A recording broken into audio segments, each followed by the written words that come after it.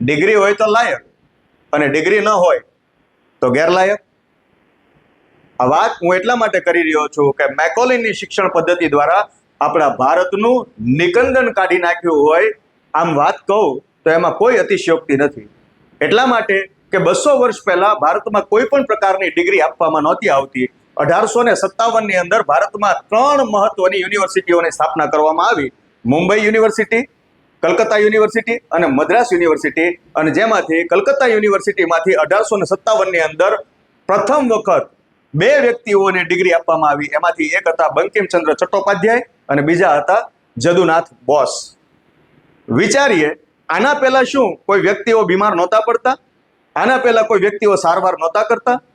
અરે, ઈસુના જન્મ પહેલા 150-200 વર્ષ પહેલા ચરક ઋષિ થયા તો એમની પાસે કયા પ્રકારની ડિગ્રી હતી?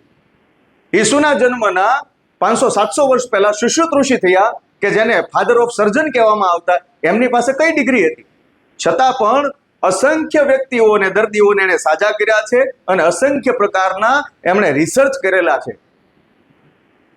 હાલની તારીખમાં ઘણા બધા આયુર્વેદિક પ્રેક્ટિશનરો, આયુર્વેદિક ડોક્ટરો એ પોતાના નામ આગળ ડોક્ટરને બદલે વૈદ લખાવવું વધારે પસંદ કરે છે. એટલા માટે કે આયુર્વેદિક પદ્ધતિ એ આપણી સંસ્કૃતિ છે, આપણો વારસો છે. એટલે ડોક્ટર કરતાંય ઉચ્ચતમ દરજ્જો કદાચ કોઈનો હોય તો એ વૈદનો હોઈ શકે. કારણ કે મોતના મુખમાંથી પાછા બહાર લાવી શકે એવી કોઈની તાકાત હોય તો એક વૈદની છે. એટલે સારામાં સારા વૈદ અથવા તો સારામાં સારા આયુર્વેદિક ડોક્ટરનો જો સંપર્ક કરવામાં આવે અને દોષગત ટ્રીટમેન્ટ કરાવવામાં આવે તો યાદ રાખજો, સારામાં સારું પરિણામ પ્રાપ્ત કરી શકાય એમ છે. શું કહેવું છે તમારું?